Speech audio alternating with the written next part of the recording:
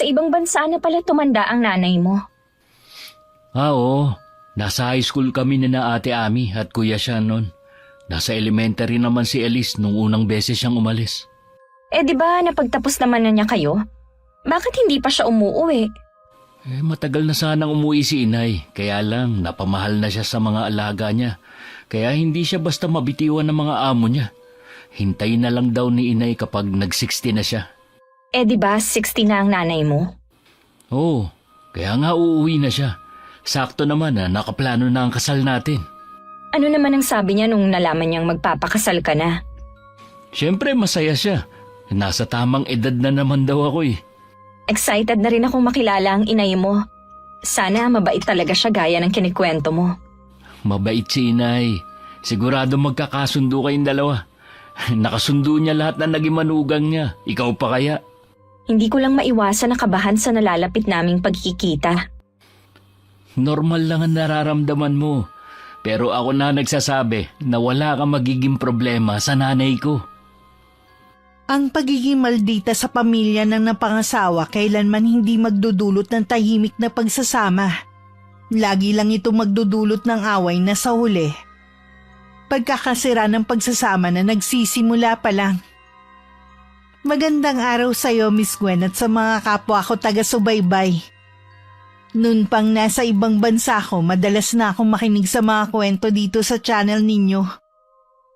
Naging libangan ko na to para maibsan ang nararamdamang pangungulila sa mga anak ko. Hindi ko akalain na balang araw. Isa rin pala ako sa maiengganyo na sumulat sa inyo ng aking karanasan. Dati akong OFW sa Hong Kong at nung nag-60 ako, pinayagan na akong umuwi dito sa atin ng naging amo ko. Ang ikukwento ko ay tungkol sa manugang ko. Tawagin niyo na lamang akong Nanay Irma. Tubong Isabela at may 4 na anak. Kasalukuyang nasa 65 ang edad. Malakas at wala pang anumang iniindang sakit sa katawan. Ang pag-aalaga sa mga apo ang pinagkakaabalahan ko at pakikinig sa channel niyo. Nay, pasensya na po kung hindi ako nakasama sa pagsundo sa inyo sa airport ha. Ayos lang, anak. Sinabi naman ng mga kapatid mo na tumawag kang araw at sinabing may emergency sa bahay ng nobya mo. Kumusta na pala siya? Okay naman po siya ngayon. Hindi naman siyang isinugod namin sa ospital, kundi ang isa sa kasama niya sa bahay. Ganun ba? Kailan ko ba makikilala ang nobya mo, iho? Kapag okay na po yung kasama niya. Kwentuhan mo na lang muna ako tungkol sa kanya. Mabait po si Jane at pang-4 siya sa magkakapatid. Siya na lang ang walang asawa sa kanila. Yung mga magulang niya? Mababait din po sila at tanggap ako. Nabanggit pala ni Elise na mas matanda sa iyo si Jane ng 2 taon? Opo. Pero wala namang kaso yun eh. Nasabi ko lang naman. Ang importante naman sa akin nagmamahalan kayo. Mahal po talaga namin ang isa't isa. Kaya nga nagplano na agad kami na magpakasal. Sabihan mo lang ako kung kailan tayo mamamanhikan sa bahay ni na Jane, ha? Nay, hindi na po kailangan yan. Ang ibig ko pong sabihin, masyado pong formal yan eh. Hindi na uso. Ha? Mas maganda nga yun para makaharap ko rin ang mga magulang niya. Para maramdaman nila na malinis ang intensyon mo sa anak nila. Sige, sasabihan ko po si Jane. Bata pa lang ang mga anak ko nang mamatay sa atake sa puso ang kanilang ama. Pareho kami may trabaho nun kaya naitataguyod namin ang 4 naming anak. Katulad ng ibang lalaki, mahilig din uminom si Ben. Minsan pag uwi ko galing trabaho, nadatnan ko siyang umiinom kasama ng mga kaibigan. Hinayaan ko na lang siya. Ilang sandali pa pumasok na rin siya sa loob ng bahay namin. Nagpaalam siya magpapahinga lang sandali. Yun na pala ang huling beses ko siyang masisilayan. Dahil nung ginigising ko na siya para maghapunan, isa na siyang malamig na bangkay. Kahit ilang taon na ang nakakalipas, may kirot pa rin sa puso ko tuwing naaalala ko ang pangyayaring yun. Para mabigyan ng magandang kinabukasan ng mga anak ko, kinailangan kong mag-abroad noon. Naalala niyo naman po ba ang itay? Hawak niyo kasi ang litrato niya eh. Hindi naman siya nawala sa alaala ko kahit kailan eh. Napakabait kasi ng itay nyo. Wala siyang katulad. Alam naman po namin yun. Kaya nga siguro hindi na kayo nag-asawa ulit. Hindi ko na rin talaga inisip pa yun.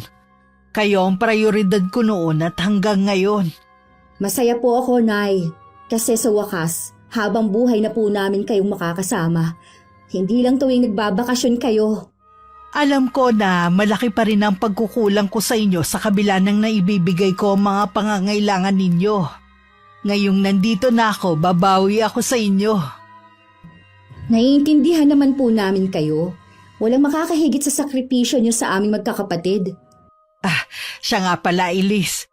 Ikaw ba walang ipapakilala sa aking nobyo mo? Naku, Nay, wala po. At baka wala po talaga akong maipakilala sa inyo. Bakit naman? Wala po akong napupusuan sa mga nanliligaw sa akin. Masyado ka sigurong pihikan. Gusto ko po kasing katulad ni tatay. Kaya lang nag-iisa lang yata siya. Kahit hindi katulad ng itay mo, basta mabait, makadiyos at kaya kang ipakilala sa pamilya niya. Bata pa naman po ako Hindi ko kailangan magmadali. Sa bagay nga, mukhang nag-e-enjoy ka mag-isa muna. Tayo na lang po na mag-bonding. Oo ba? Gusto ko yan. Kahit 2 linggo na ako nakakauwi, naninibago pa rin ako. Sanay kasi kung maaga pa lang marami nang ginagawa. Dito kasi sa bahay, pagkatapos ng mga gawain, wala na akong ginagawa. Puro panonood na lang ng TV ang inaatupag ko. Ang mga apo ko naman kasi sa 2 kong anak maghapong nasa eskwelahan. Bandang hapon naman dumating na si Leo. Galing daw siya sa nobya niya pagkatapos ng pag-a-apply ng trabaho. Napag-usapan niyo na ba ng nobya mo ang tungkol sa pamamanhikan natin, ha? Nay, mas gusto kasi ni Jane na diretso kasal na lang daw. Okay din naman daw sa mga magulang niya kung wala nang pamamanhikang magaganap. Ngayon lang ako nakakita ng ganyang pamilya, iho, na ayaw mamanhikan ng nobyo. Masyado naman kasing formal ang gusto niyo At saka sabi ko nga tanggap na ako ng pamilya ni Jane. Di sige, kayo na nga ang bahala. Ayoko namang ipagpilitan ang gusto ko kung pati ang mga magulang ng nobya mo ayaw na mamanhikan ka pa. Nay, sana naman huwag kayong magtatampo. Hindi ako nagtatampo. Hindi ko lang kasi maiwasang magtaka Siguro pag-usapan na lang natin ang tungkol sa plano ng kasal nyo. Napag-usapan na rin namin ni Jane ang detalye ng kasal. Wala nang dapat pag-usapan, kundi ang ilalabas na lang na pera. Ganun ba? Di ang mangyayari niyan A-attend na lang kami ng mga kapatid mo. Nay, kailangan ko po ng pera. Alam niyo naman na hindi pa ako ulit nakakahanap ng trabaho Ibig sabihin wala ka naipon sa ilang taong mong pagtatrabaho? Wala Alam niyo naman kapag buhay binata. Bakit naman si Elise nakakaipon? Iba naman si Elise. Kuripot yun Opinyon ko lang naman to. Huwag mo sanang mamasamain, ha?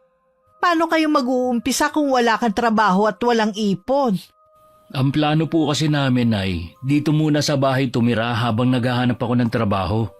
Wala namang problema kung dito muna kayo Welcome naman dito si Jane. Salamat, Nay.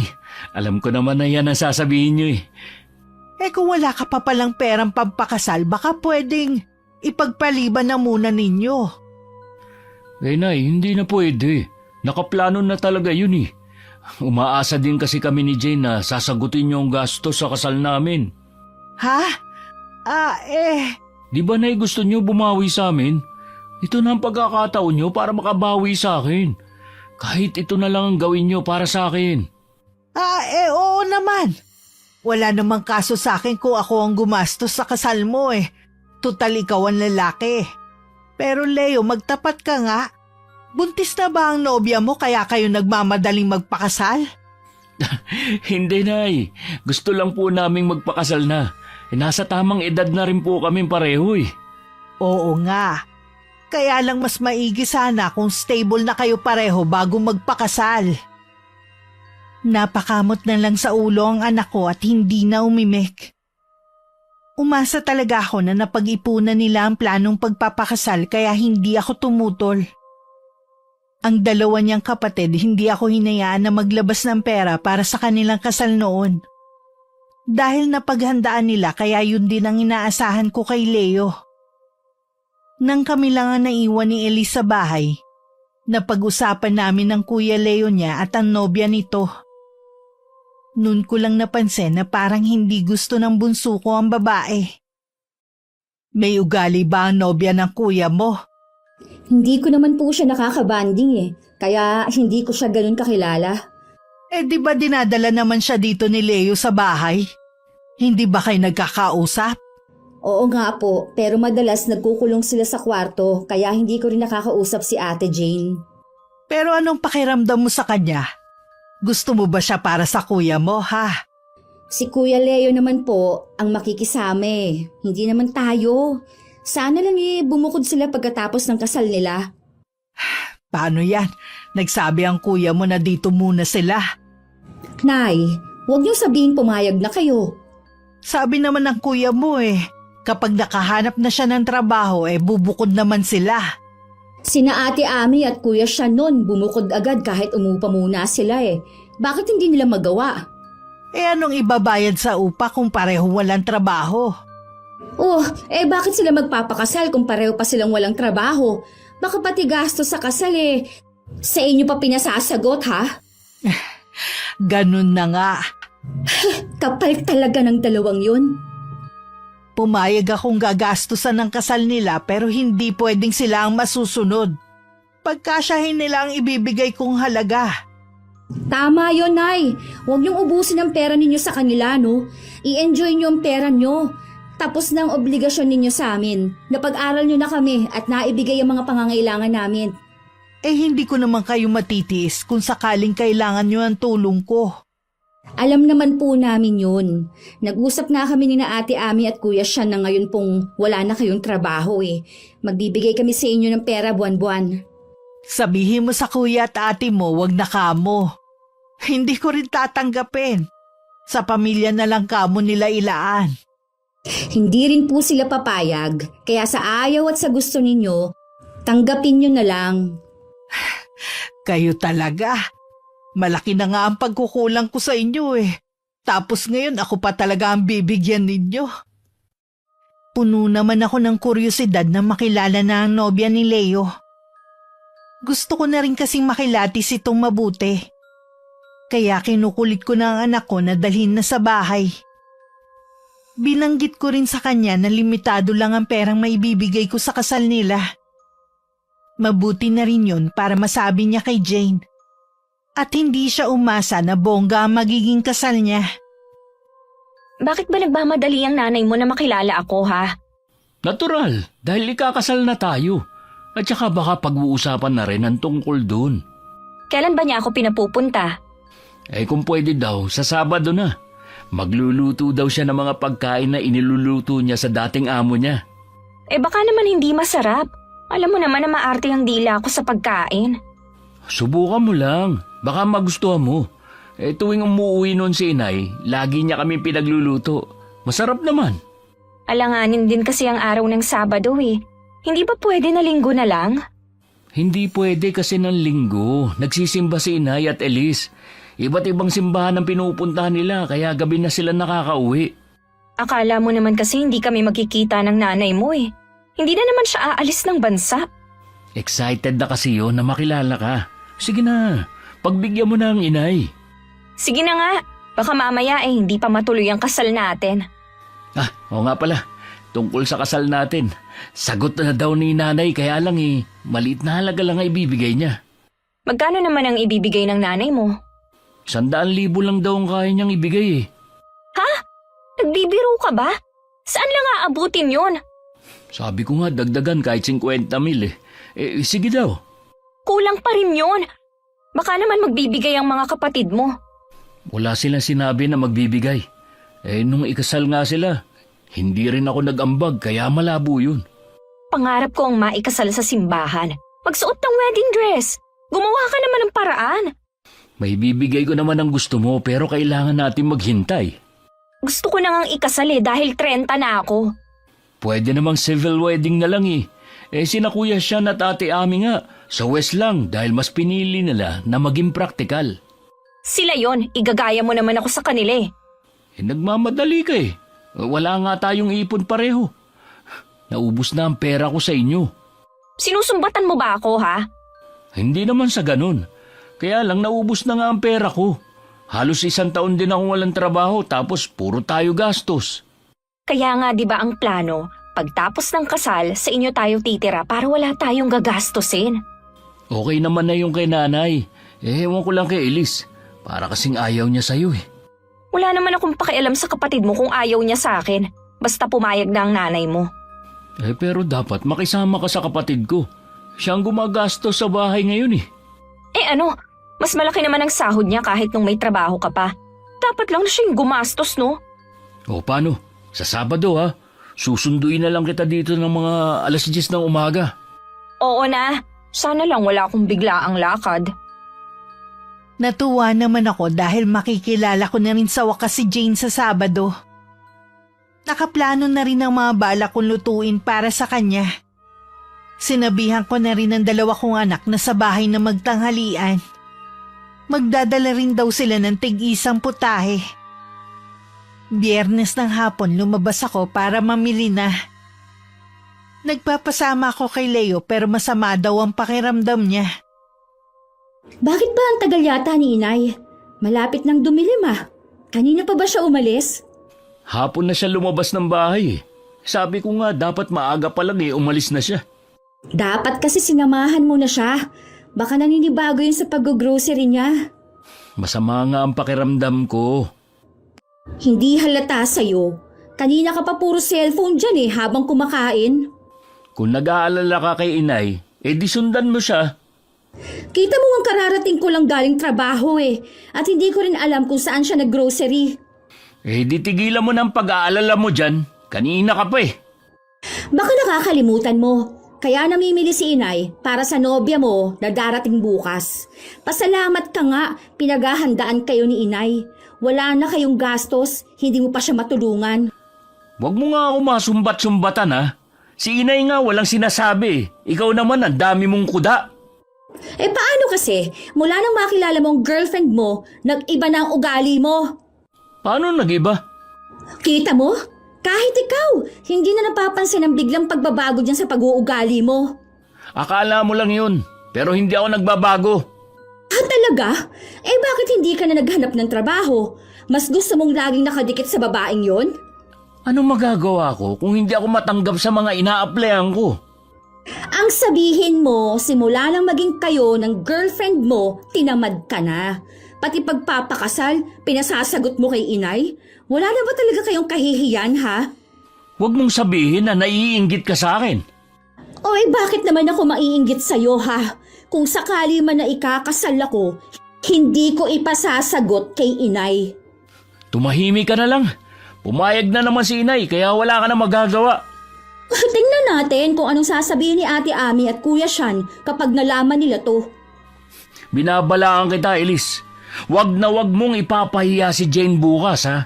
Dahil kung hindi, baka makalimutan ko na kapatid kita. Dumating ang araw ng Sabado. Maaga pa lang abala na ako sa pag-aasikaso ng mga lulutuin. Tumulong na nga rin ng anak ko at ang manugang kong babae sa paghiwa para mapabilis. Ang mga anak naman nila abala sa paglalaro sa sala. Natanaw lang naman namin. Ilang sandali pa nagpaalam na si Leo na susunduin ng nobya. Si Elise naman maaga pa lang umalis na. May mahalaga lang daw siyang gagawin kasama ng katrabaho. Hindi rin daw sigurado kung makakauwi para sa tanghalian. Pasado 12:00 na nang dumating sina Leo at Jane. Nagbeso-beso naman kami ng nobya niya at niyaya ko na silang kumain. Dahil maliit lang ang mesa, ang iba sa sala na lang naupo at hinayaan na kaming tatlo sa hapagkainan. Natutuwa ko, Iha, na pinaunlakan mo ko na dito kumain ng tanghalian. Ang kulit po kasi ni Leo eh. Nahihiya kasi akong humarap sa inyo. Bakit ka naman mahihiya?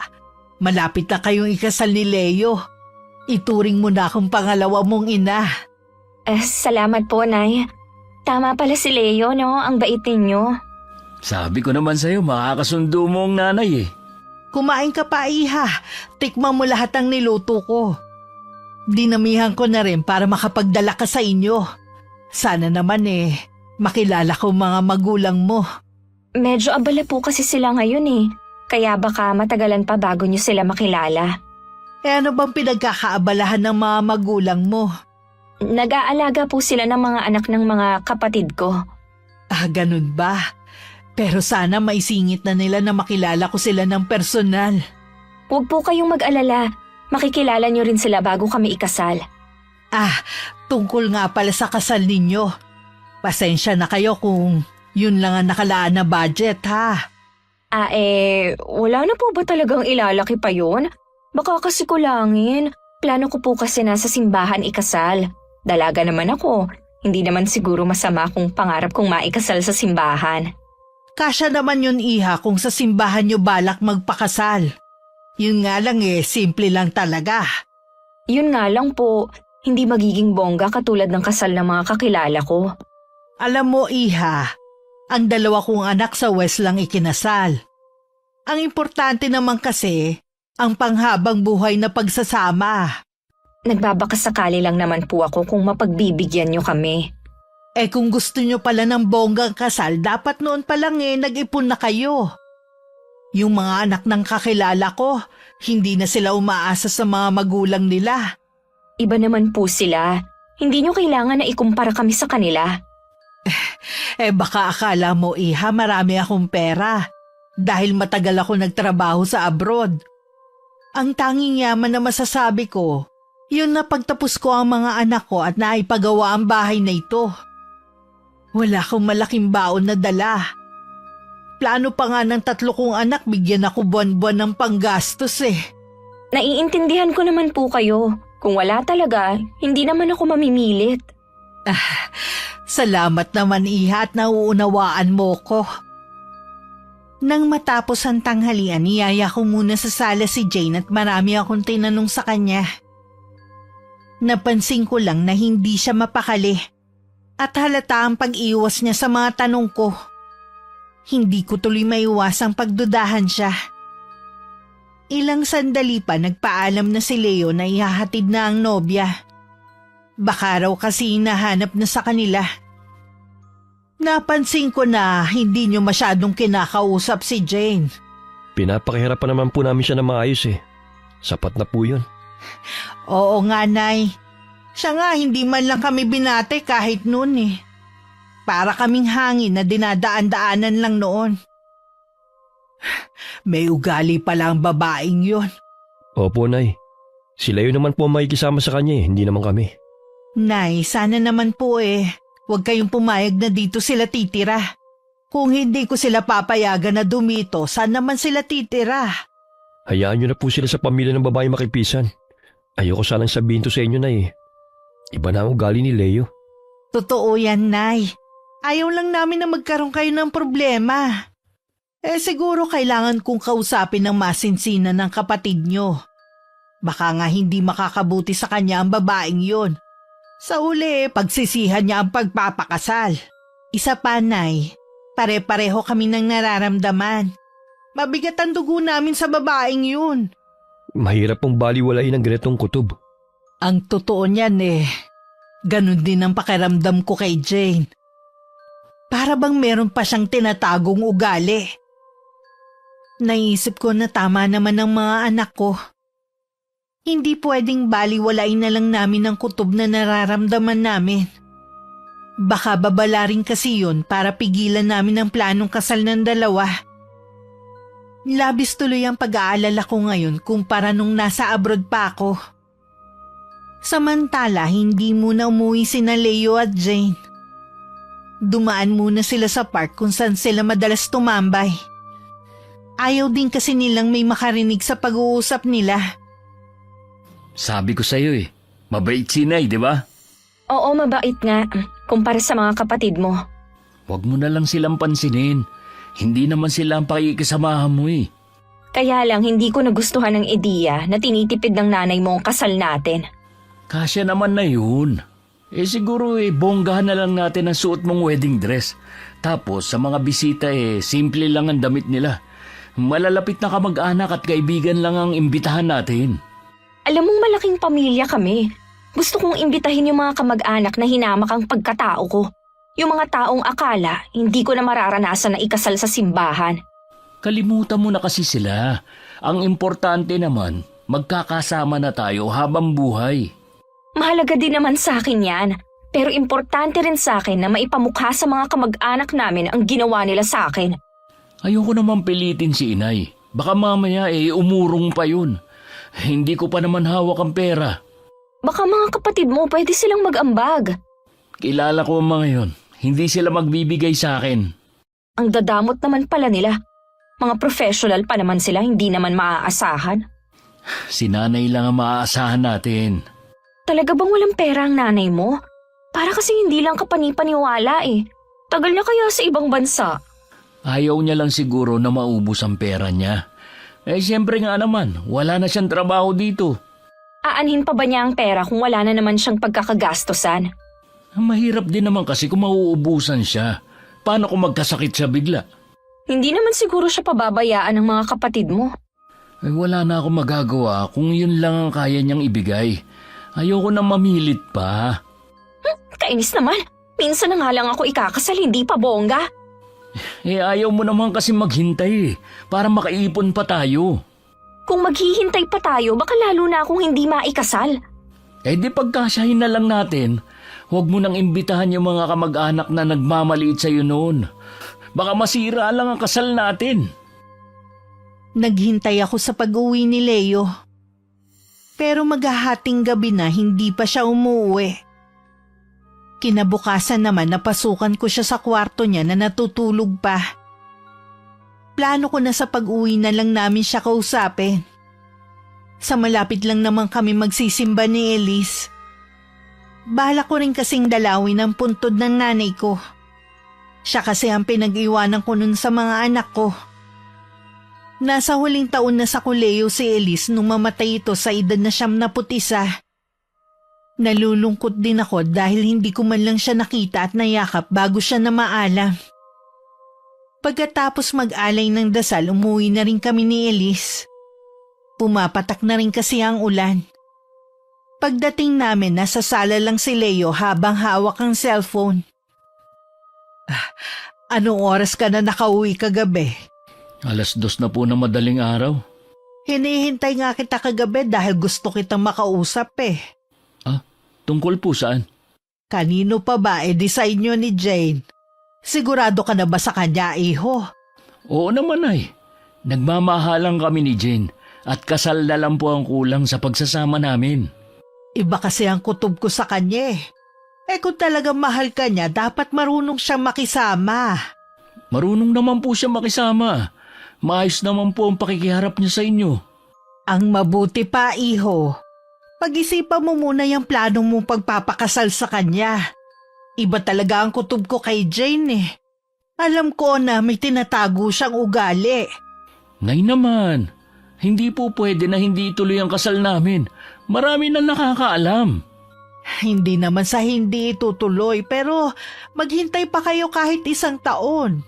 Napakatagal pa po noon. Nagmamadali kayo wala nga kayong sariling pera. Nakikiusap ako sa inyo. Maawa na kayo, Nay.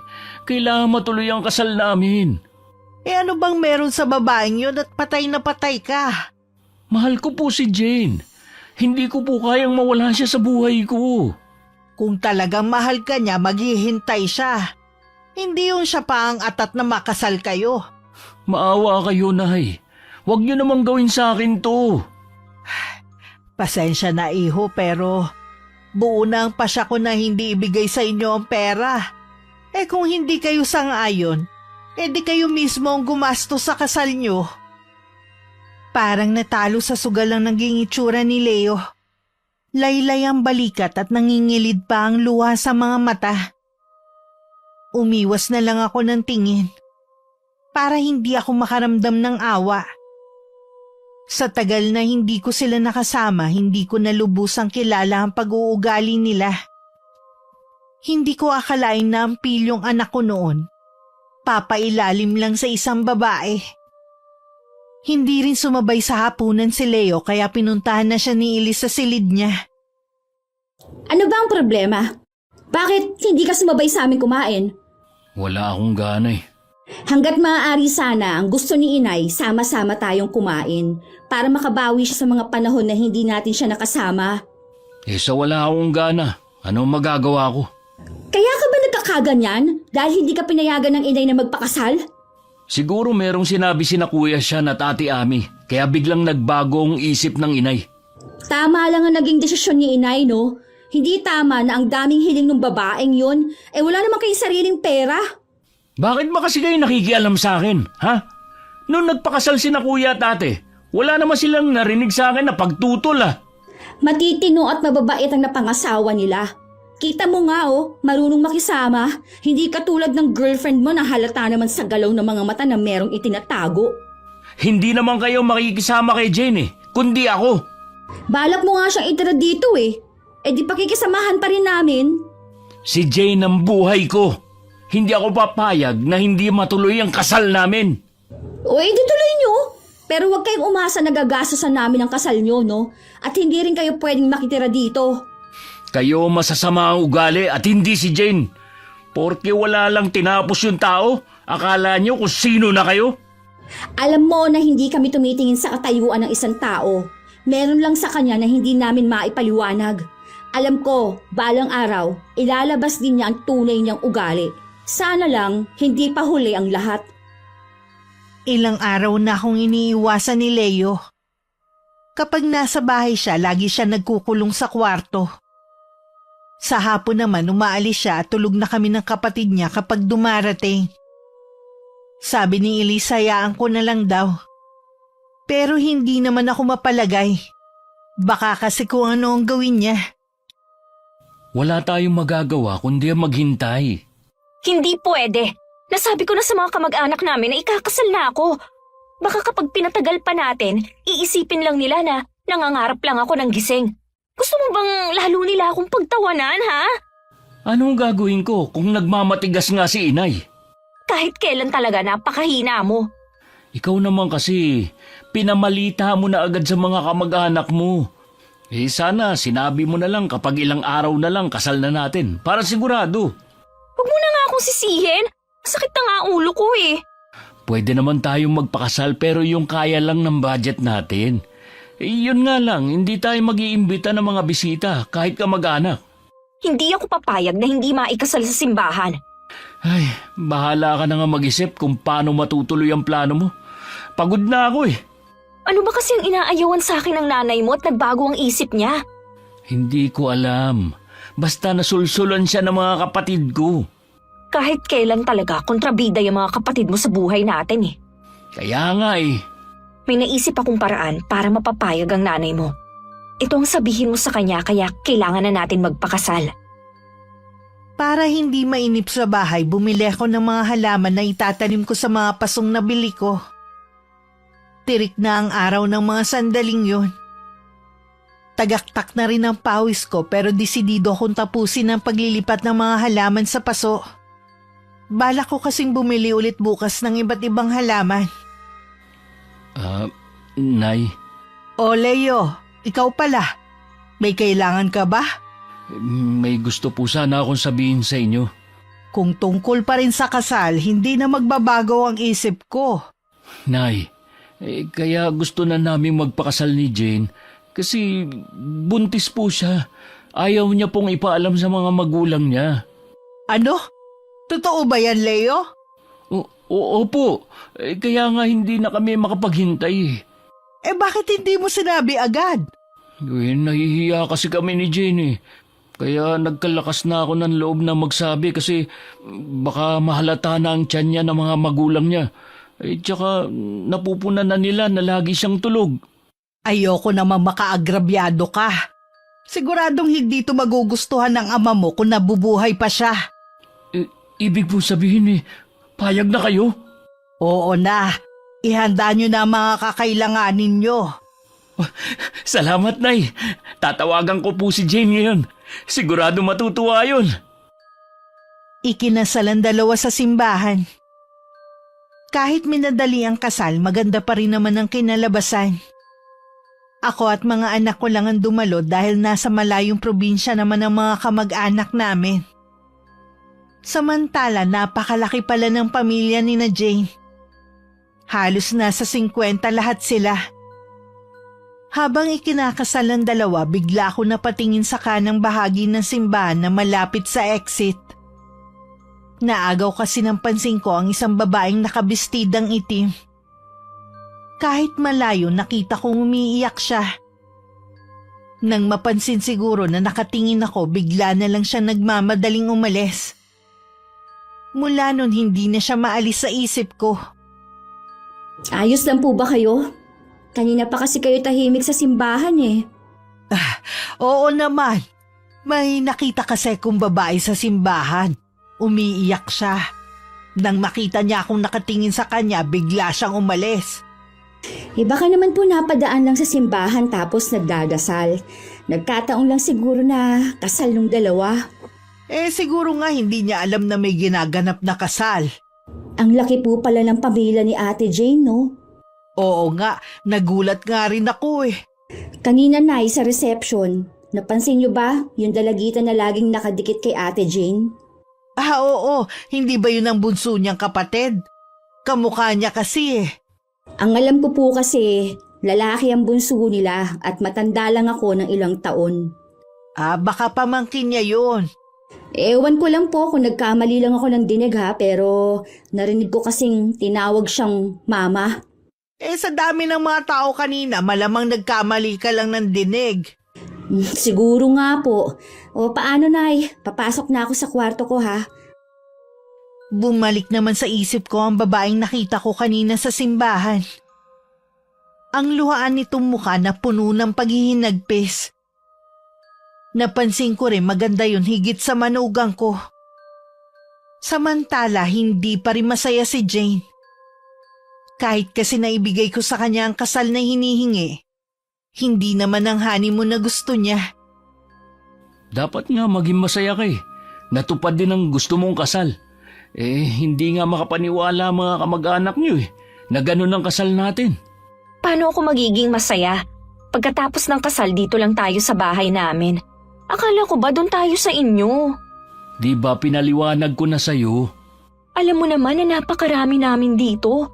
Bali 3 pamilya na tayong nagsisiksikan dito eh. Bukas na bukas din. Maghahanap na ako ng trabaho para makaupan na tayo ng bahay. Akala mo naman ganun kadali. Paano yung pang-araw-araw natin dito? Gamitin muna natin yung bigay ng mga ninong at ninang natin. Sabi ko nga sa'yo, mas makakatipid tayo kung dun muna tayo sa inyo. Ayaw nga ni Inay. Ayaw ng nanay mo o yung maldita mong kapatid? Huwag mo naman sanang sagarin ang pamilya ko. Pinagbigyan ka na nga eh. Mag-asawa na tayo. Obligasyon mo na bigyan ako ng maginhawang buhay. Alam ko naman yun. Kaya nga maghahanap ako ng trabaho eh. Paano kung wala kang mahanap? Sige nga. Leo, ayoko sa bahay na to. Konting tiis na lang. Makakaalis din tayo rito. Puro na lang kami pagtitiis dito eh. Isipin mo ha. Kung sa amin tayo titira, hindi mo rin maisasama si Ashley. Ay, sa bagay nga. Sige, magtiis muna tayo dito. Kapag may trabaho ka naman, makakabukod na tayo. Dahil sa dami ng mga aplikante, nahirapan si Leo na makahanap agad ng trabaho. Kahit maliit ang sahod sa kumpanyang inaplayan, tinanggap na lang niya kesa wala. 2 buwan pa lang silang mag-asawa, marami na silang pinagtatalunan. Madalas kasing umuwi si Leo na walang makain. Samantalang siya halos ang gumagastos sa bahay na yon.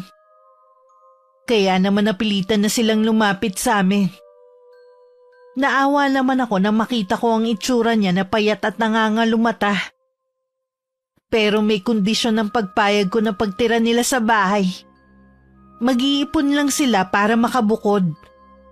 Alam ko kasing hindi magkakasundo sina Elise at Jane. Akala ko ba buntis ka? Ha? Buntis naman talaga ako ah. Sinungaling! Ano to ha? Nakita ko to sa basurahan. Napkin na may dugo. Nasisiguro kong hindi ito sa akin. Hindi naman kasi ako burarang magtapon. Hayaan mo naman akong magpaliwanag. Wag na! Baka kung ano na naman kasinungalingan ang sabihin mo eh. Hindi naman ako nagsisinungaling eh. Akala ko talaga buntis ako. 2 buwan kasi akong hindi dinatnan. Irregular kasi ang regla ko eh. Maraming paraan para malaman kung buntis ka o hindi. Ang sabihin mo, sinadya mo para mapilitan kaming ipakasal kayo. Ang hirap mo naman papaniwalain. Oo na! Kasabot ko ang kuya mo sa pagpapanggap na buntis ako. Wala na naman kayong magagawa eh. Kasal na kami ng kuya mo. Sinasabi ko na nga be, may ugali ka talaga. Ano naman? Lahat naman ng tao may sama ng ugali. Kahit ikaw, alam ko may sama din ng ugaling itinatago. Pero hindi naman tulad mo na manloloko. Lumayas na kayo dito ni Kuya Leo. Hindi kami aalis dito ni Leo. Mag-asawa na kami. Wala kayong karapatan sa bahay na to. Mag-impake ka na at bumalik ka na sa pinanggalingan nyo. Elise, bakit mo pinapalayas ang asawa ko? Sabay pang napalingon ng dalawa kay Leo at sa akin nakasunod lang na dumating ng anak ko. Nang makita nga ako ni Jane, mabilis siyang tumakbo papasok ng kwarto nila.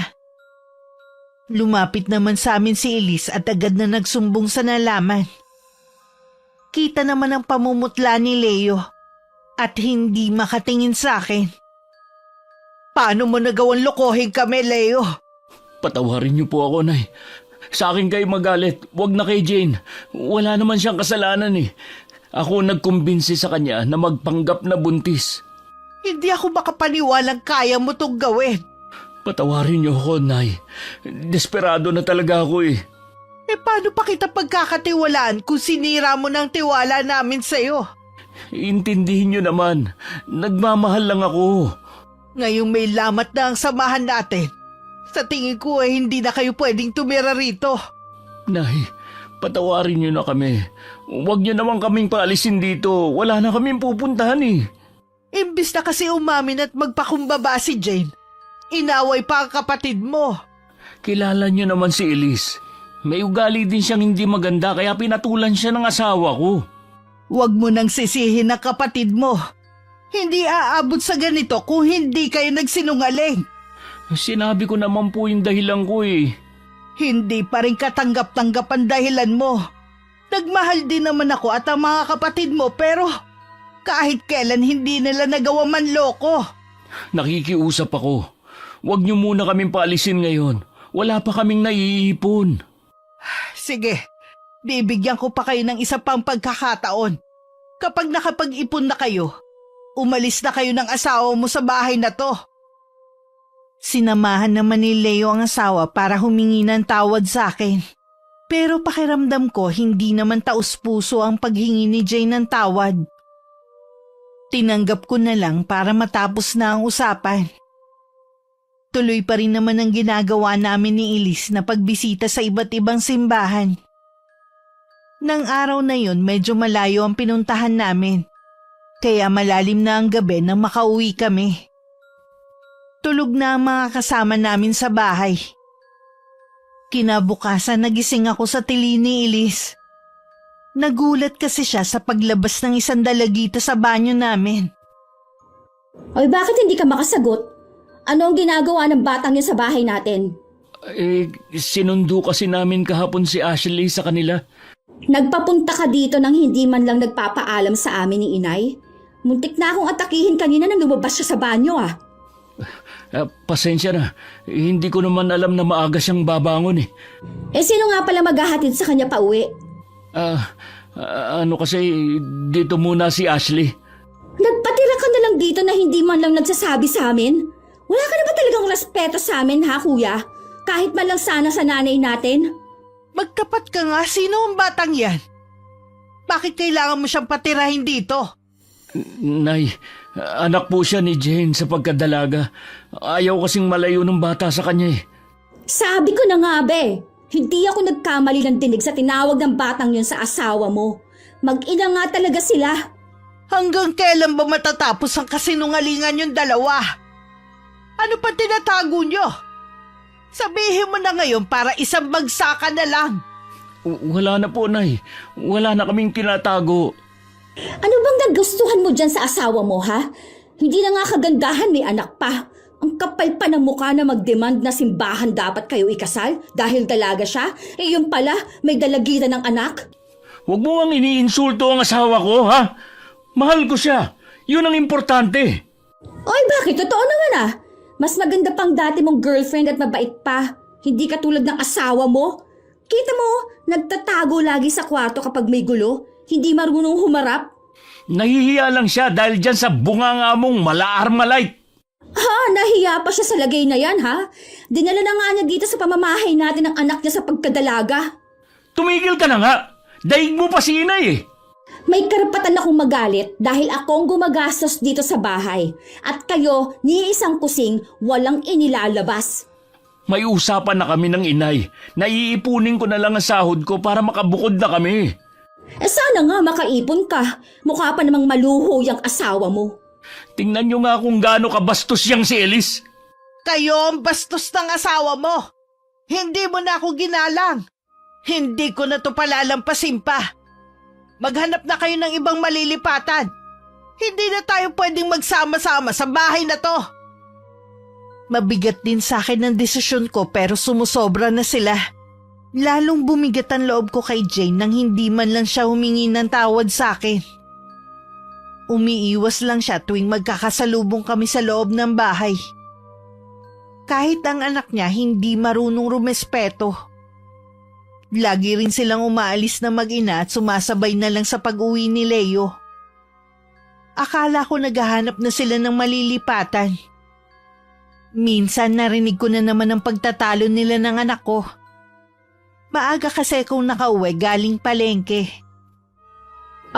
Siguro naman nakahanap na kayo ng malilipatan. Hindi naman kami naghahanap eh. Kaya paano kami makakakita? Eh bakit ang sabi ni inay araw-araw kayo umaalis? Yun ba? Nagpapalamig lang kami sa mall. Ang init kasi dito sa bahay eh. Mas magastos kung lagi kayo nakatambay sa mall. Baka maubos ang ipon ni Kuya Leo nang hindi pa rin kayo nakakahanap ng malilipatan. Ang totoo niyan, ubus na talaga. Kaya baka hindi kami makaalis agad o di kaya dito na kami habang buhay natitira. Hindi ako papayag na habang buhay tayo magkakasama sa bahay namin. Kung ayaw mo kaming makasama, edi ikaw na lang ang umalis at mangupahan. Total kaya mo naman dahil malaki ang sahod mo. Alam ko na noon pa na may ugali ka na. Hindi ko lang alam na mas masahol pa pala sa inaasahan ko. Eh ano ngayon kung may ugali ako? Wala akong pakialam sa inyo basta kaming dalawa ni Leo ang nagmamahalan. Eh wala ka naman palang pakialam eh. Eh di umalis na kayo at bumukod. Hindi ka naman marunong makisama eh. Ayoko nga sabi eh. Ang sarap ng buhay namin dito. Walang gastos at solo lang namin ang anak ko ang sahod ni Leo. Tapos sisirain mo lang? Ang kapal na mukha mo. Kaya ka siguro hindi pinakasalan ng ama ng anak mo eh, no? Dahil dyan sa ugali mo. Lahat na yata ng kakapalan nasa iyo na.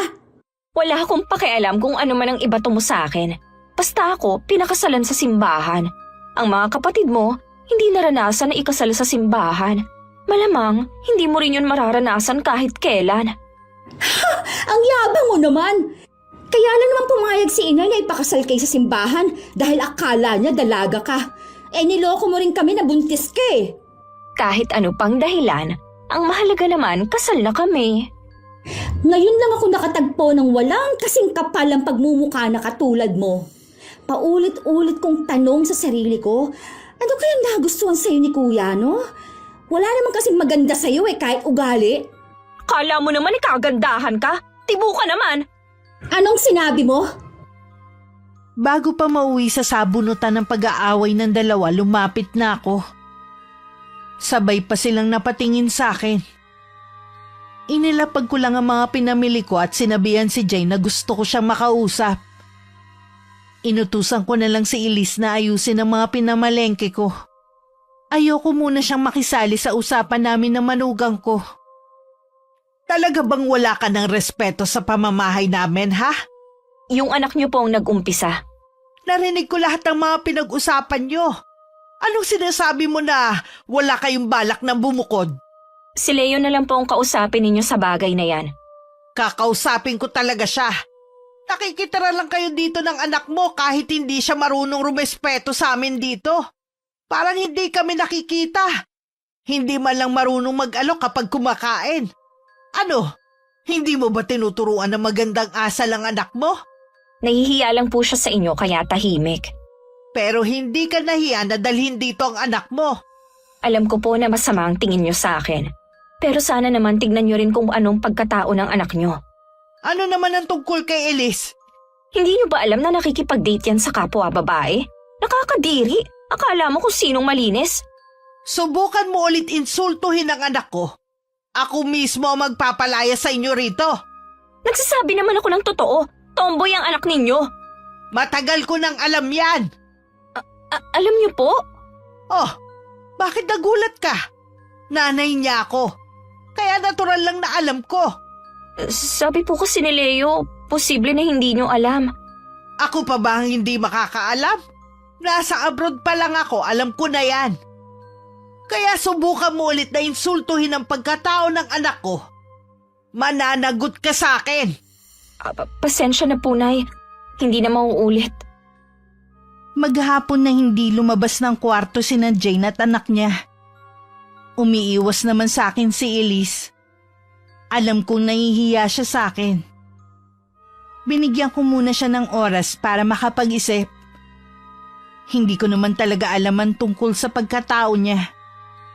Sinabi ko lang yung kay Jane para pagtakpan siya. Nang dumating si Leo, nagmano lang siya at saka pumasok na sa loob ng kwarto nila. Dinig naman sa labas ang pagtatalo nila mag-asawa. Bakit kasi kailangan mo pa yung sabihin sa kapatid ko, ha? Napikon na kasi ako sa kanya eh. Akala ko wala pang alam ang nanay niyo kaya bala ko siyang ibuko. Makaganti man lang sana. Imbis na kasi pakisamahan mo sila, bakit ba ikaw pa ang matapang? Masama bang ipagtanggol ko ang sarili ko, ha? Kung ano-anong sinasabi sa akin ni Elise eh. Intindihin mo na lang sana. Alam mo naman na may kasalanan tayo sa kanila eh. Kahit ba nagsinungaling tayo sa kanila, wala na naman silang magagawa eh. Kasal na tayo. Tanggapin na lang nila ako sa pamilya nyo. Dapat kasi, hinuhuli mo ang loob nila, hindi yung inaaway mo pa sila. Bakit ka ba ganyan magsalita sa akin ngayon? Dati naman lagi kang sumasang-ayon sa akin ah. Hindi sa lahat ng oras kakampihan kita. Pamilya ko na ang kinakalaban mo eh. Alam ko may nangyari sa inyo. Tumingin ka sa akin. Ano bang ginagawa mo? Bitiwan mo nga ako. Bakit hindi ka makatingin sa akin ng diretsyo? Dati naman ako lang ang tinitingnan mo ah. Ay, lalabas muna ako. Kanina pa ako nagugutom. Hindi mo man lang ba kami tatanungin ang anak ko kung kumain na ba kami? Anong oras na? Bakit hindi pa kayo naghahapunan? Hindi naman kasi kami inaalok ng nanay mo eh. Paano kami lalabas? Hindi naman kayo bisita dito eh. Dapat kumikilos na lang kayo. Sumunod na lang kayo sa akin. Nang pumunta si Leo sa kusina, sinundan ko siya. Napansin ko ang parang balisa niyang anyo. Mailap din ang mga mata niya. Palagay ko hindi lang siya pagod sa trabaho. Merong bumabagabag sa kanya. Bilang ina, nararamdaman ko yung kahit matagal ko silang hindi nakasama. Nasabi na siguro sa'yo ng asawa mo. Ako na pong humingi ng tawad sa ginawa niya. Maupo ka na lang dyan. Ipaghahain na kita. Salamat, Nay. Namimiss ko rin po ang pag-aasikaso niyo. Kung may bumabagabag sa'yo, pwede mo naman ako sabihan. Ay, hindi ko po alam kasi kung paano sasabihin eh. Naguguluhan din ako. Subukan mo sabihin sa akin, baka may paliwanag ko kung ano ang gumugulo sa'yo. Nagkita po kami ng dati kong girlfriend kanina. Aksidente lang naman. Hindi ko alam kung anong nangyari pero bigla na lang ako nawalan ng malay. Alam ko nakakatawa eh pero Hindi ko alam kung ano nangyari sa akin. Pagising ko, nasa klinik na ako. Hindi kaya sa matinding pagod. Lagi ka na lang kasi nag-o-overtime eh. Hindi po ako pagod. Basta nung makita ko ang dating girlfriend ko, biglang sumakit ang ulo ko at nagdilim ang paningin ko. Kakaiba nga ang nangyari sa'yo. Nagkausap ba kayong dalawa? Opo, sinumbatan nga niya ako eh. Galit na galit siya sa akin dahil pinagtaksilan ko raw siya. Samantalang ang alam ko, siya ang nagtaksil sa akin. Wala naman akong maalala sa mga binibintang niya eh. Ibig sabihin wala ka maalala sa mga nangyari noon? Wala po, Nay. Kapag pinipilit kong alalahanin, sumasakit lang ang ulo ko. Hindi ka ba na-aksidente noon? Hindi, Nay. Di sana merong nagsabi sa inyo. Tapos na naman kayo ng dati mong nobya. Ilaan mo na lang ang oras mo sa asawa mo. Kalimutan mo na ang nangyari noon. Hindi ko rin kayang ipaliwanag ang nangyayari kay Leo. Kahit ako medyo naguguluhan sa kwento niya. Bigla rin sumagi sa akin ang babaeng nakita ko sa simbahan noon. May posibilidad na siya ang dating nobya. Nang mga sumunod na araw, balisa pa rin si Leo. Hindi ko naman siya makausap dahil laging nakadikit sa kanya ang asawa. Kaya si Elise na lang ang kinausap ko. Kung tungkol po sa sinabi ni Ate Jane na Hindi tungkol doon ang pag-uusapan natin. Kung hindi ka pa handa, pwede naman sa ibang araw natin yun pag-usapan eh. tungkol po ba saan? Tungkol sa Kuya Leo mo at sa dati niyang nobya. Bakit ba sila naghiwalay? Nurse po si Ate Kimberly. Okay naman po sila at kasundo namin lahat. Bukod po kasi sa maganda na, mabait pa. Kaya nagtataka kami kung bakit siya ipinagpalit ni Kuya sa asawa niya ngayon eh. Sabi niya na nagtaksil daw yun. Yang sabi naman ni Ate Kimberly, si Kuya ang nagtaksil. Wala daw kasi maalala ang kuya mo sa mga nangyari. Kapag daw pinipilit niyang alalahanin, sumasakit daw ang ulo niya. Na-aksidente ba siya dati? Hindi po, Nay. Ang napansin lang namin sa kanya, bago niya sabihin na wala na sila nung dati niyang nobya, lagi siyang tulala at malayo ang tingin. Ilang araw pagkatapos, pinakilala na niya sa amin si Ate Jane na ang layo kay Ate Kimberly. Ayoko mamintas.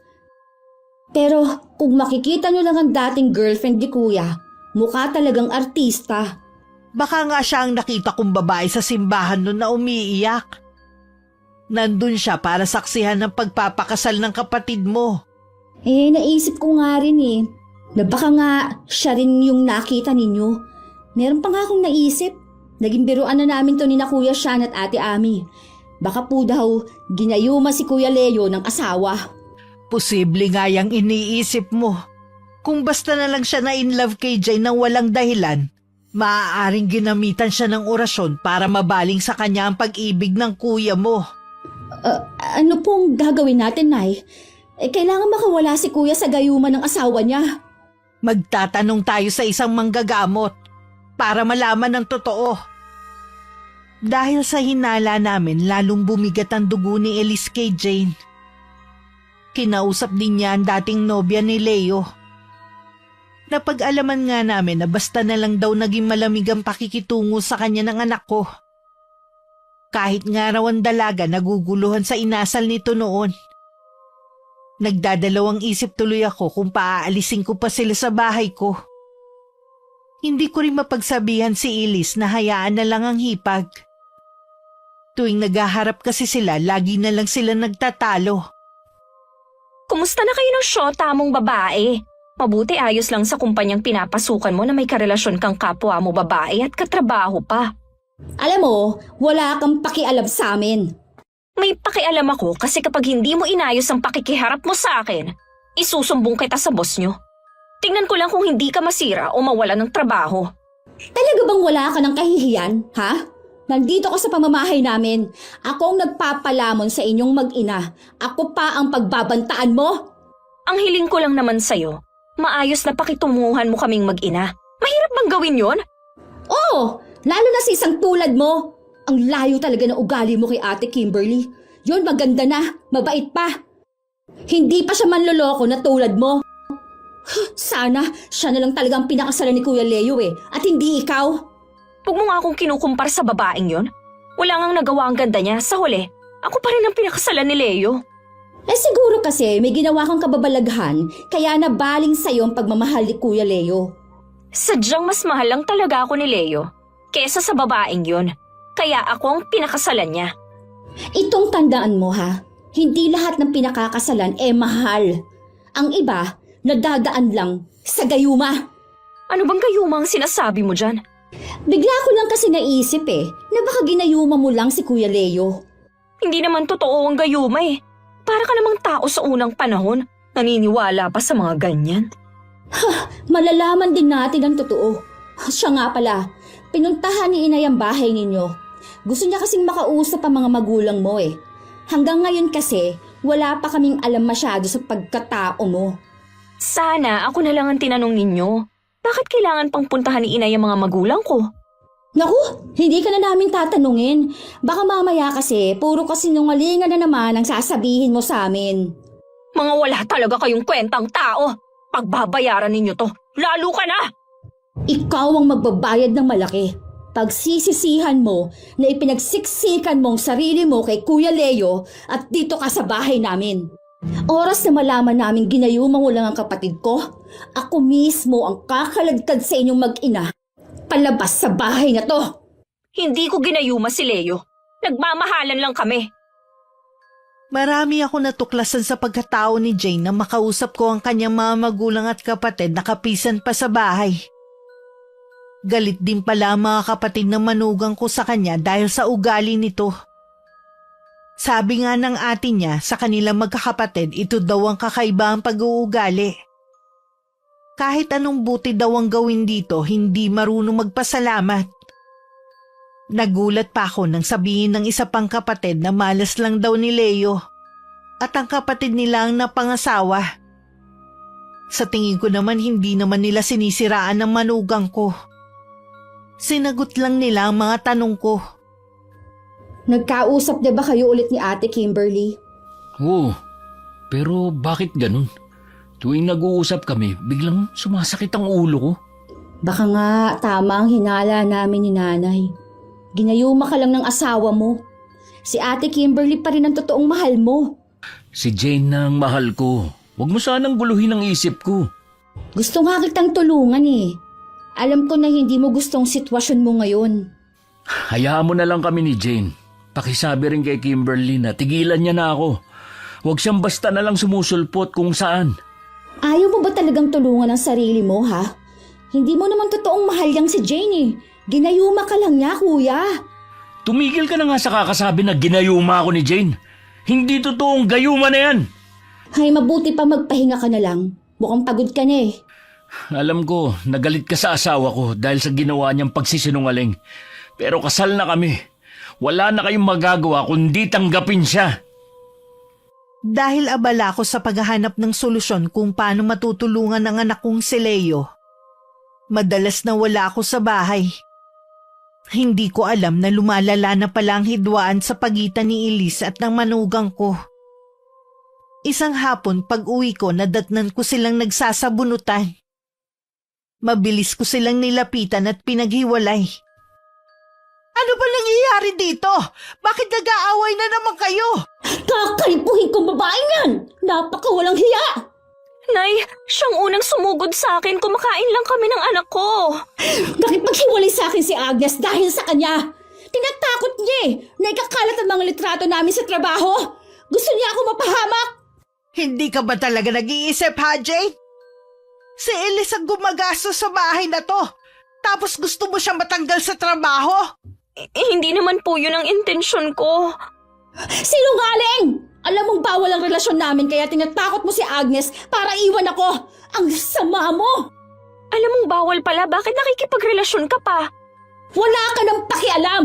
Intindihin mo na lang sana ang buhay ninyo mag-ina.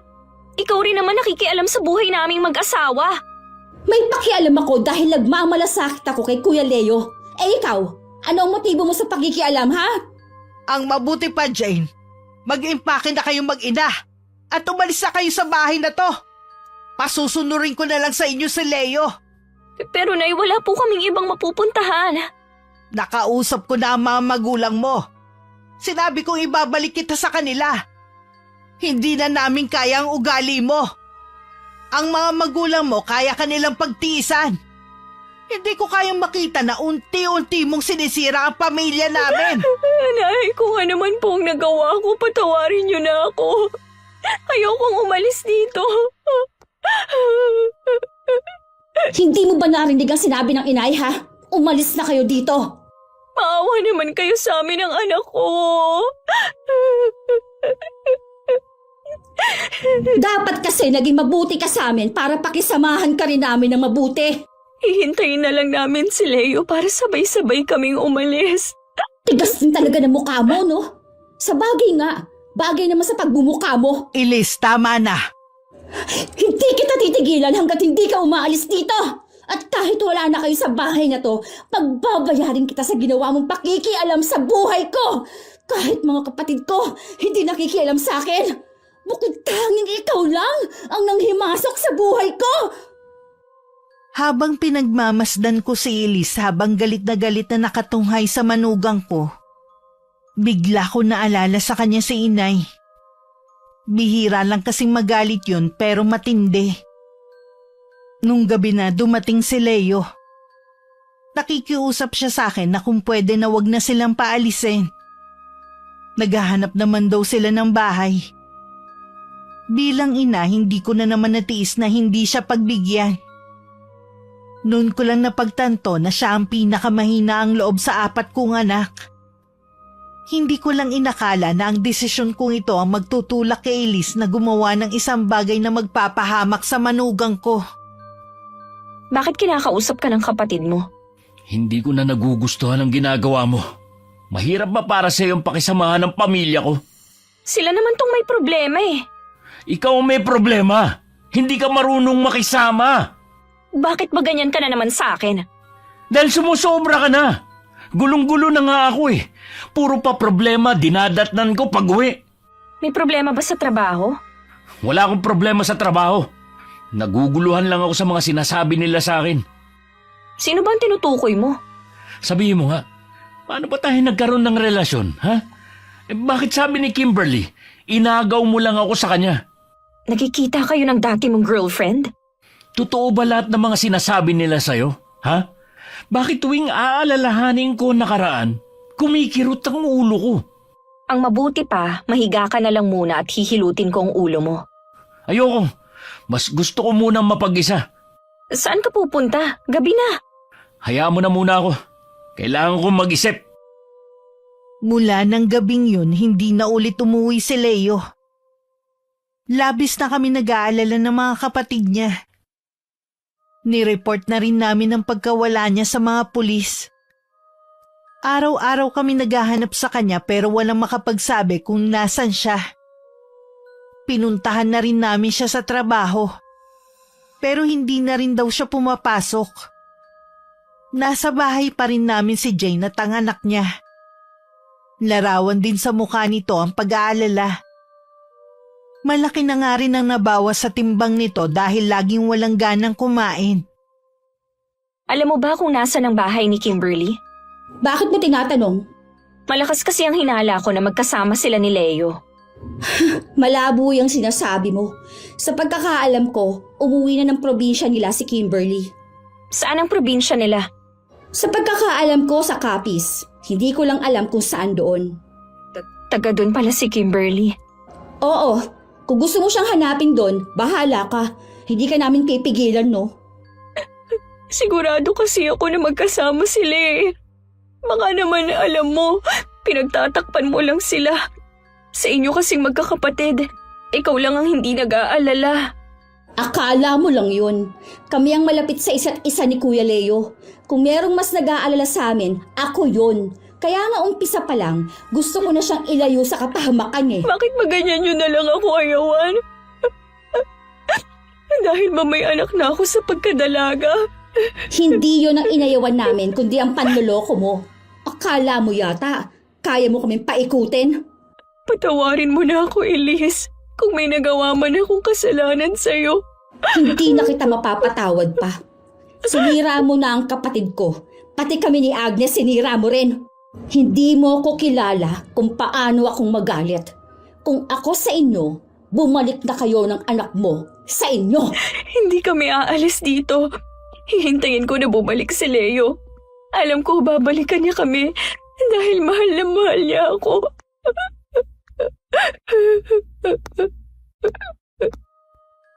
Nang mga oras na yun, parang gusto kong lapitan si Jane para aluin. Pero nagpigil ako dahil ayokong sumama ang loob sa akin ng anak ko. Tingin ko sa kanilang dalawa, si Elise na ang nagiging kontrabida. Punong-puno kasi ng puot ang tingin niya sa manugang ko. Nang mga sumunod na araw, nagpaalam si Elise na dun muna siya sa lumang bahay ng lola niya. Hindi naman ako nag-isip ng ano pa man. Malapit naman talaga siya sa aking ina dahil siya ang nag-alaga sa kanya noon. Naisip ko rin na yun ang makakabuti para hindi sila laging nag-aaway ni Jane. O ano nangyari sa'yo? Bakit namumutla ka? Kagabi pa po masama ang pakiramdam ko eh. Uminom ka na ba ng gamot? Opo, kaya lang hindi po ata hiyang sa akin. Meron akong gamot dito. Baka tumalab to sa'yo. Salamat po. Wala po yata si Elise. Kahapon ko pa siya hindi nakikita. Doon daw muna siya sa dating bahay ng lola niya. May balita na po ba kay Leo? Wala pa nga eh. Hinihintay ko nga si Sean. Nagpasama kasi siya sa kaibigan niyang pulis sa paghahanap kay Leo. May palagay po ako na magkasama si Leo at ang dati niyang girlfriend. Eh bakit mo naman nasabi yan? Nabanggit niya po kasi yun nung gabing bago siya mawala. Baka nga magkasama po sila ngayon. Magtapat ka nga sa akin. Magsabi ka ng totoo kahit ngayon lang. Ginayuma mo ba si Leo para mapaibig sa'yo? Inagaw mo lang ba siya sa kanyang nobya? Patawarin niyo po ako, Nay. Totoo nga kung ganon. Anong uri ng gayuma ang ginawa mo sa anak ko? Sa pamamagitan po ng paglalagay ng laway sa pagkain niya na sinabayan ko ng ritual. Dahil sa ginawa kong yun, nakuha ko ang loob, puso, at buong isipan niya. Pero tingin ko, nawawala ng bisa ng gayuma. Hindi ko po alam kung bakit. Alam mong ano man ang kinuha sa maling paraan, may balik na karma. Maaaring panandalian mong nakuha ang puso ng anak ko, pero dumating na ang hangganan. Kaya ko lang naman po nagawa yun dahil mahal ko na siya. Sa unang kita ko pa lang sa kanya. Tandaan mo, hindi ka rin magiging masaya. Dahil nakuha mo sa panggagayuma ang anak ko at may nasaktan kang tao. Sana po makita na natin siya para makahingi ako ng tawad sa kanya.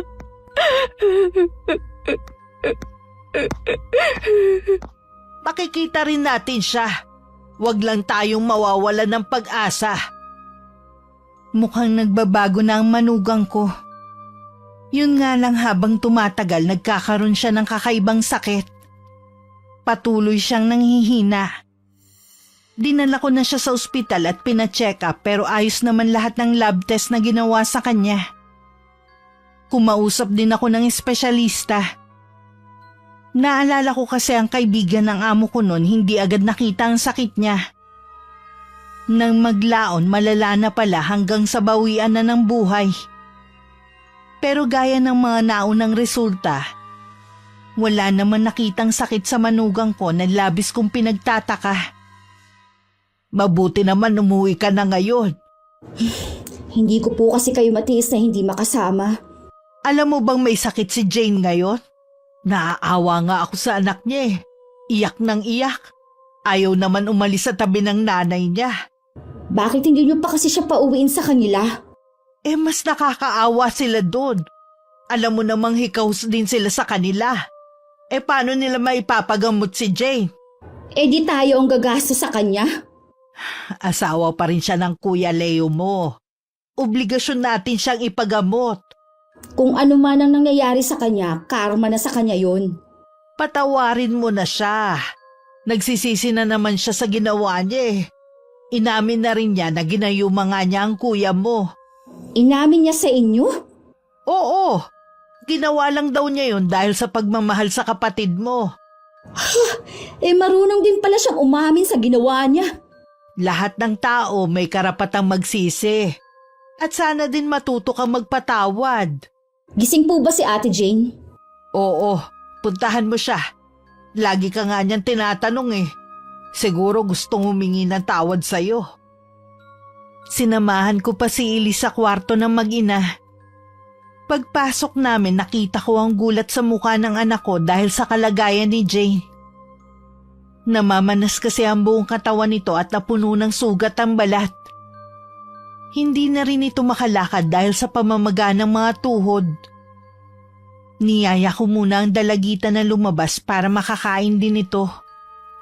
Kanina pa kasi ayaw kumain. Mabuti umuwi ka na. Ikaw na lang ang hinihintay ko bago ako umuwi sa amin. Bakit ka naman uuwi na sa inyo? Hindi mo na ba hihintayin si kuya? Baka magkasama na kasi sila ni Kimberly. Magpaparaya na ako. Sila naman talaga ang tunay na nagmamahalan eh. Tama ka. Magkasama nga sila ngayon. Ang sabi kasi ng manggagamot, kailangang makalayo si kuya. Yung tawid dagat para tuluyang magamot. Sana makawala na siya sa ginawa ko. Hindi ka ba nagagalit? Hindi. Wala nang puwang sa puso ko ang galit. Gusto ko lang na gumaling para sa anak ko. Dumito ka muna sa bahay namin hanggang sa gumaling ka. Akala ko ba ayaw mo na sa akin dito? Sa kalagayan mo, mas maaalagaan ka dito. Patawarin mo ako ha. Hindi pala sa lahat ng oras gagana ang pagiging maldita ko. Mas matindi ka pa sa akin eh. Pero tama lang ang mga ginawa mo sa akin. Wala na ako sa lugar eh. Patawarin mo rin sana ako sa mga nagawa ko sa iyo ha. Sa mga nasabi ko. Nadala lang talaga ako ng galit ko eh.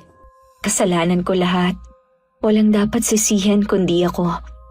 Sana maging maayos na kayo ni Agnes. Bati na kami. Lilipat na lang siya ng ibang kumpanya para tuloy pa rin ang relasyon namin. Handa siyang magsakripisyo para sa akin. Napakaswerte mo sa kanya. Nalulungkot lang ako dahil kahit magkasama na sina Leo at Kimberly, mananatiling kasal pa rin ang kuya mo sa akin. Kung pwede ko lang sanang ibalik ang nakaraan. Hindi naman sa lahat ng oras mahalaga ang kasal. Sana patawarin mo rin si Kuya Leo sa pag-iwan niya sa'yo. Tanggap ko naman na. Matagal ko na rin siyang napatawad, hindi pa man niya ako iniiwan. Alam ko rin kasi na darating ang araw na to. Mukhang pagod ka na. Magpahinga ka na muna. Kami na lang ang bahala sa anak mong si Ashley. Salamat ha. Sa kabila ng ginawa ko sa pamilya niyo, kabutihan pa rin at pag-aalaga ang iginaganti ninyo. At sana kapag gumaling ka na, makita mo rin sa puso mo ang kabutihan. Mas masarap kasi sa pakiramdam ang maging mabait sa kapwa. Inayos pa ni Elise ang kumot ng hipag niya.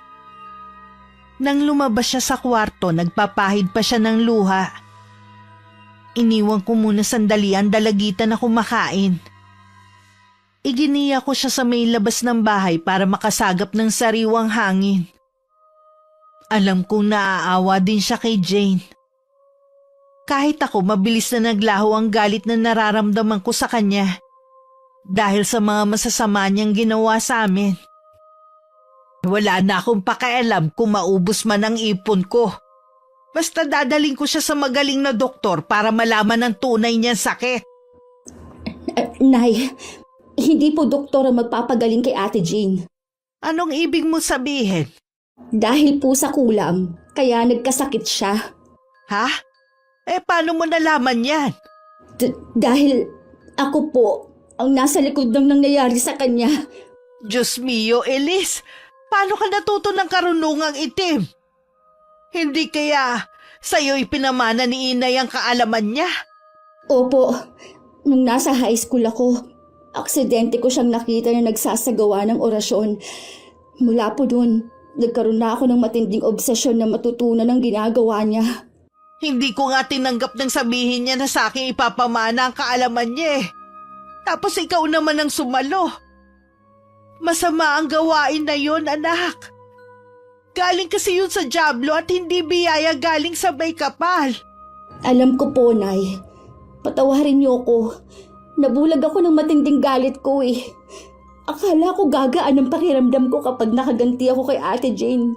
Kaso hindi. Kinakain na ako ng matinding konsensya ngayon. May pagkakataon ka pang bawiin ng sumpa sa kanya.